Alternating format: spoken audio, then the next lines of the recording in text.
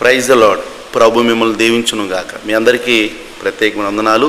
ఈ సమయమందు ప్రభు మనతో మాట్లాడి మనందరినీ బలపరచునుగాక. ఆమేన్.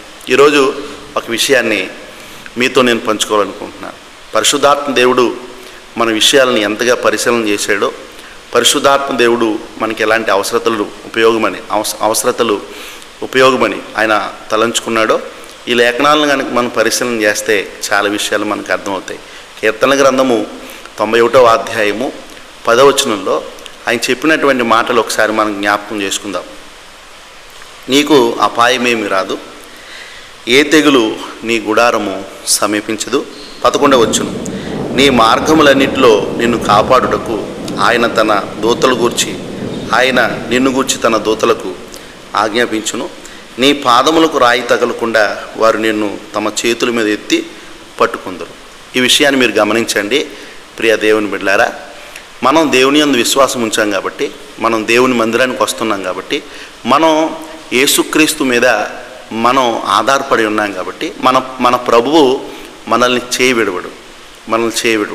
ఒకవేళ దేవుడు నిన్ను చేయి విడిచాడు అనే ఆలోచన నీకు వస్తే ఈ క్షణమే, ఈ సమయమే అటు ఆలోచన నీ హృదయంలోంచి తీసివేసే. ఎందుకంటే మన ప్రభువు మనకు సహాయం చేస్తాడు, మన ప్రభువు మనకు తోడుగా ఉంటాడు, మన ప్రభువు మనకు బలమునిస్తాడు, మన ప్రభువు మనకు కలిగి ఉన్నటువంటి ప్రతి పరిస్థితి నుంచి మనల్ని వేరు చేస్తాడు. చూడండి, కీర్తనల గ్రంథము 91వ అధ్యాయము 10వ వచనం ఏం చెప్పింది?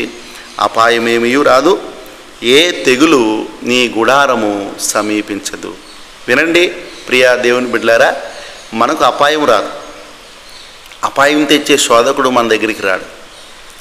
ఏ తెగులు మన ఇంటిలోనికి రాదు. కారణం, ప్రభువైన యేసుక్రీస్తు మన సొంత రక్షకుడు కాబట్టి. యేసుక్రీస్తు ప్రభువారిని సొంత రక్షకుడిగా అంగీకరించిన మీ అందరూ ధన్యులు, మనమందరం ధన్యులు. ఎందుకనంటే ఈ లోకంలో మనకున్నంత భద్రత, ఈ లోకంలో మనకున్నంత కాపుదల, ఈ లోకంలో మనకున్నంత భాగ్యము మరెవరికీ లేదు.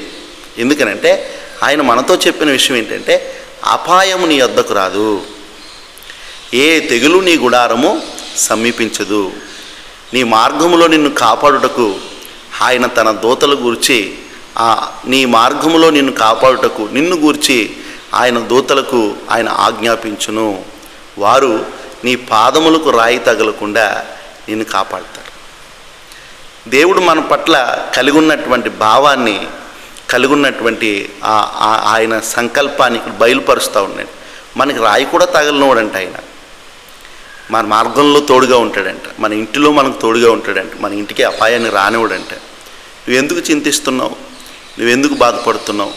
ధైర్యం తెచ్చుకో, ఈ వాక్యాన్ని విను, బలపడు. ఒకవేళ నీ పిల్లల విషయంలో నువ్వు బాధపడుతున్నావా, నీ భర్త విషయంలో బాధపడుతున్నావా, నీ ఇంటి విషయంలో నువ్వు బాధపడుతున్నావా, ఒకవేళ నీ ప్రయాణ విషయంలో నీవు ఇతర దేశాలకి నువ్వు ప్రయాణం వెళ్తున్నప్పుడు నీ ఇంటిని గురించి, నీ పిల్లల గురించి ఆలోచన చేస్తున్నావా? ఏమీ చేయనవసరం. నువ్వు ప్రభు మీద భారం వేసుకో, ప్రభు వైపు చూడు. నువ్వు ఎక్కడున్నా ప్రార్థన చేయి. నువ్వు ఎలాగున్నా సరే ప్రభు దగ్గర మోకరించు. దేవుడు నీకు, నీ కుటుంబానికి, నీ మార్గానికి, నీ ప్రయాణానికి దేవుడు కాపుదలిస్తాడు. ఆయన నమ్మదగిన దేవుడు మన దేవుడు, గొప్ప దేవుడు మన దేవుడు, ఆశ్చర్యకరుడు మన దేవుడు. కాబట్టి ప్రియ దేవుని బిడ్డలారా, మనందరికీ దేవుడు ఇస్తున్నటువంటి, మనందరినీ దేవుడు బలపరుస్తున్నటువంటి ఈ సమయంలో మనందరం బలపరచబడదాం, దేవుని వాక్యం చేత ముందుకు నడిపించబడదాం. అలాంటి కృప మన ప్రభువు, మన దేవుడు మనకు నిత్యము కలిగించునుగాక. ఆమేన్. మీ అందరికీ వందనాలు.